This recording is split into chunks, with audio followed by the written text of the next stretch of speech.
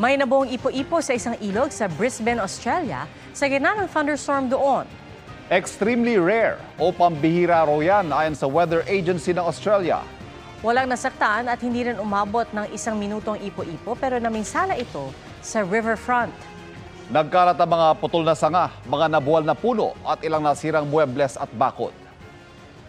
Inaasahan ngayong gabi ang buhos sa North Luzon Expressway ng mga pabalik Maynilang motorista at nakatutok doon live, Jamie Santos. Jamie. Ivan, nakaalerto pa rin ang pamunuan ng North Luzon Expressway sa inaasahang buhos ng mga motoristang umuwi sa kani-kanilang probinsya nitong Undas at pabalik na ng Metro Manila ngayong linggo. Mula nitong 1:30 p.m., unti-unti nang nadaragdagan ang mga sasakyan sa North Luzon Expressway pa Metro Manila. Ayon sa pamunuan ng NLEX, tuloy-tuloy ang pasok ng mga motorista mula sa Tarlac Toll Plaza sa may SCTEX. Inaasahan natin, ma'am, na tuloy-tuloy pong tataas itong volume natin habang lumalalim yung hapon po. At hanggang mamayang gabi pa po.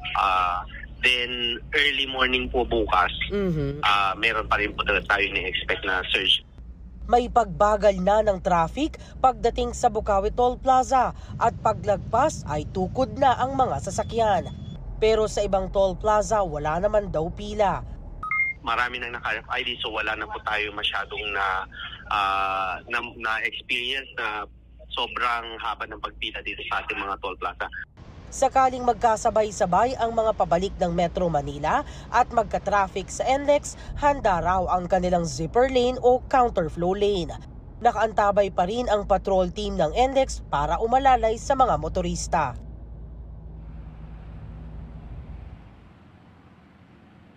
Ivan, ayon sa NLEX, may pagbagal na sa southbound ng NLEX sa bahagi ng Angeles. Meron na ring pagbagal ng trapiko sa may San Fernando going to San Simon, mula Balagtas hanggang sa Bukawi Toll Plaza at mula Bukawi Toll Plaza hanggang Marilao. Kaya naman bukas na ang zipper lane sa may Ciudad de Victoria hanggang sa may Valenzuela. At yan ang latest mula rito sa North Luzon Expressway. Balik sa iyo, Ivan. Maraming salamat, Jamie Santos. Itinakda ni Pangulong Bongbong Marcos ang Lunes, November 4 bilang pambansang araw ng pagluluksa para sa mga biktima ng bagyong Christine. Naka-half-mast ang watawat ng Pilipinas sa mga gusali ng gobyerno. Hinihikayat din ng sambayanan na ipanalangin ang mga kaluluwa ng mga biktima. Sa datos ngayong araw ng NDRRMC sa pinagsamang epekto ng mga bagyong Christine at Leon, 150 ang nasawi at mahigit 2 milyong pamilya ang apektado.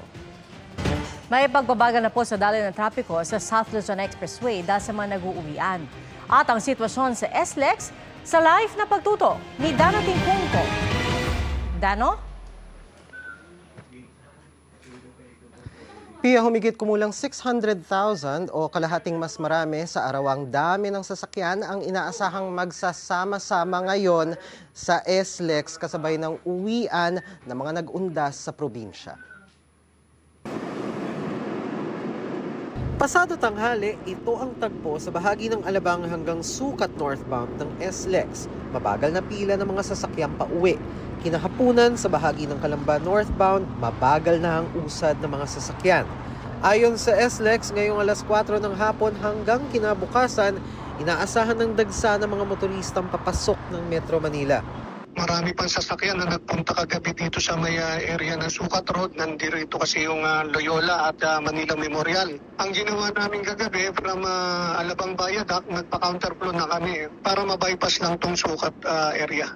Malaking posibilidad daw ang magpa-counterflow lalo't marami ang inaasahang mag-uuwian mamaya. Pero bukod dito, ang isa ring inaasahan ang paghaba ng pila sa toll plaza dahil sa inaasahang pila sa cash lane at aberya dahil sa mga RFID na wala o kulang ang load.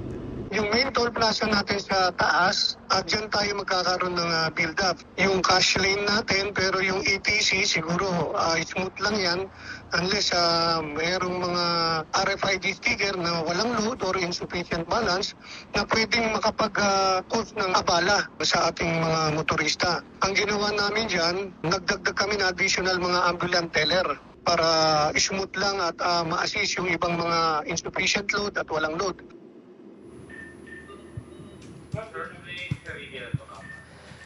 At Pia, update tayo para sa mga motoristang nasa pagitan ng Binyan hanggang Pasita northbound at yung mga nasa Alabang hanggang Sukat northbound. Magbaon po kayo ng pasensya kung meron pa kayo sa inyong sasakyan dahil mabigat ang daloy ng trapiko dyan ngayon. Pia?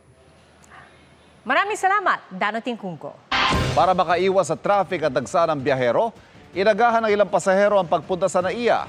Inagahan daw nila ang pagpunta sa paliparan kahit mamayang gabi pa ang kanilang flight.